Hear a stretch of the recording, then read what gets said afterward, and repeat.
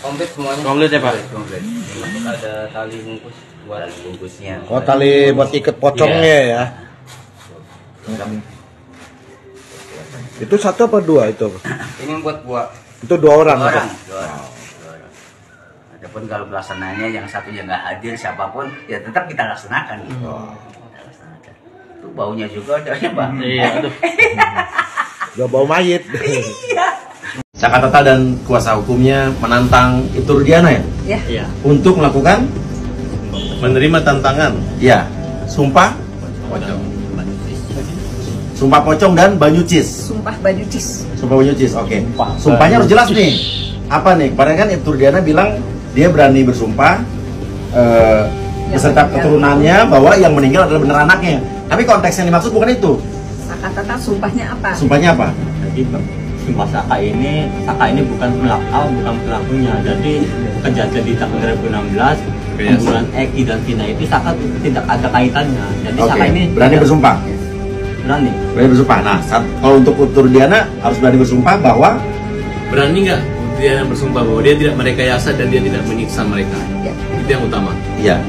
Dan ada lagi selain sumpah pocong, sumpah banyucis ya. yang ada di Cirebon. Lebih sakral, ya. Lebih sakral. Karena dilakukan di Masjid Agung San Citarasa.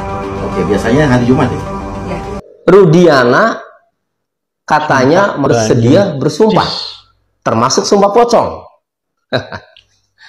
Aduh. Pak Rudiana ketika ditanya Pak Hotman Paris terkait apakah benar yang meninggal itu adalah anaknya Pak Rudiana, Muhammad Rizky Rudiana atau Eki. Kemudian dijawab oleh Rudiana bahwa benar dan berani bersumpah, ya, bahkan termasuk sumpah pocong.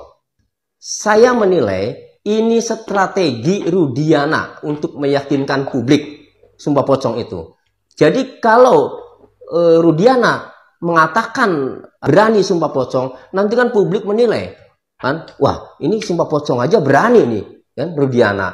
Jadi kemungkinan omongannya itu benar kan, bahwa yang meninggal itu adalah Eki. Nanti kan begitu penilaian masyarakat. Nah, cuma persoalannya benar mau sumpah pocong atau tidak Rudiana ini. Nah, ada dua pemikiran terhadap pernyataan Rudiana yang berani sumpah pocong. Pertama, ya, bisa jadi Rudiana itu hanya untuk meyakinkan publik. Itu strategi untuk meyakinkan publik bahwa kalau ia berani sumpah pocong, nanti publik kan menilai bahwa ini berani, berarti benar, kan itu, bahwa yang meninggal adalah anaknya Rudiana. Nah, kedua, ya, bisa jadi Rudiana ini kalau nanti benar sumpah pocong, dia punya pemikiran, sudahlah, saya tidak yakin dengan dampak dari sumpah pocong. Ya sudah, sumpah pocong saja. Nah, tetapi hatinya tidak yakin mengenai dampak yang terjadi, sehingga ya berani sumpah pocong. Ya, kemudian dia tidak yakin dengan dampaknya. Apapun dampaknya, ia tidak yakin. Ia tidak yakin, sehingga tidak akan terjadi apa-apa. Yang penting, ya, dipenuhi bahwa saya sumpah pocong itu untuk menunjukkan ke publik bahwa saya ini benar omongannya, bahwa yang meninggal adalah Eki atau Muhammad Rizky Rudiana anaknya. Kan itu. Nah, jadi saya menilainya ada dua pemikiran seperti itu ya. Nah, secara hukum begini. Sekalipun Rudiana sumpah pocong, kemudian tidak terjadi apa-apa, tetap saja tidak akan mempengaruhi proses hukum. Karena proses hukum itu ya tidak mengenal sumpah pocong. Ya, jadi meskipun Rudiana mau, misalnya suatu hari Rudiana mau sumpah pocong, apalagi sudah ditantang tuh sama penasihat hukum Saka Tatal, Bang Farhat Abbas. Artinya ia bersedia. Taruhlah dengan tantangan penasihat hukum Saka Tatal, kemudian Rudiana mau sumpah pocong. Nah, tetap saja ya, walaupun Rudiana mau sumpah pocong, walaupun dalam jangka waktu tertentu misalnya Rudiana tidak ada dampak dari sumpah pocong itu, tetap saja sumpah pocong Rudiana ini tidak akan mempengaruhi proses hukum. Itu. Justru kalau saya menginginkan ya, walaupun Rudiana misalnya ada dampak dari sumpah pocong itu. Sumpah pocong. Farhan Abbas dan semuanya itu mengajak Ibtu Rudiana untuk menantang Ibtu Rudiana untuk melakukan sumpah pocong. Kalau memang benar Rudiana tidak melakukan rekayasa. Jadi kalau bagi saya ini lucu. Ini suatu ungkapan rasa ketidakpercayaan kepada institusi polisi. Karena sumpah pocong ini hanya berlaku untuk di kalangan masyarakat, khususnya masyarakat Indonesia yang beragama Islam, untuk melakukan sumpah ini. Jadi kalau memang dia tidak benar, dia akan dilaknat, dia akan dihukum oleh yang kuasa karena kesaksian bohongnya. Intinya mereka tidak percaya pada institusi ini dengan hukum ini.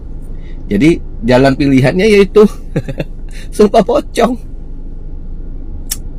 Dagelan sekali, lucu sekali Indonesia ini. Semoga kebenaran akan tetap berdiri di Indonesia Raya ini. Alangkah sayangnya institusi yang sangat kita cintai ini kok lamban sekali ya dalam penanganan ini. Apa sih yang dirahasiakan? Ayo netizen, jangan ketinggalan. Jadilah netizen yang pintar.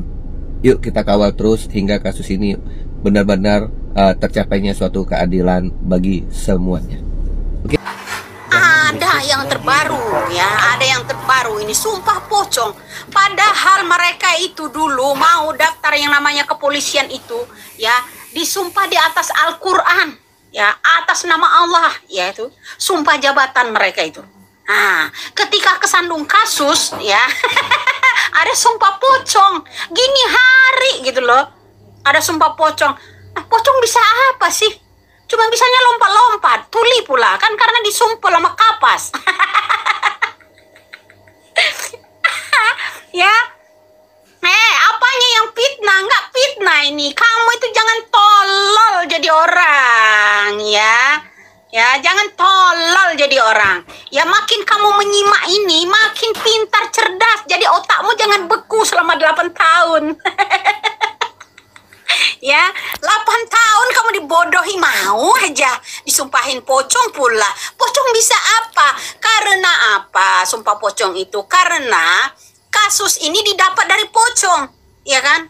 Betul, betul. Ya didapat dari pocong.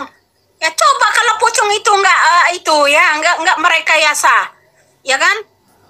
Ya masuk itu ke Linda itu, ya hantu pocong itu, ya. Ya, nah maka terjadilah sumpah pocong pula karena kasus ini berawal dari pocong. Nah itu bro, ya satu ya. Cuap-cuap infonya akurat mau akurat, kamu nyimak. Kalau kamu merasa tersindir ini dengan yang nama cuap-cuap saya, edukasi saya ini berarti benar adanya. Jangan lupa, jangan lupa. Gini hari perwira polisi ada sumpah pocong. Pocong bisa apa? Kok pocong kamu tumbalkan? Jangan gitulah bro, nggak keren itu ya. Yang keren itu ya sumpah 7 turunan, 7 tanjakan.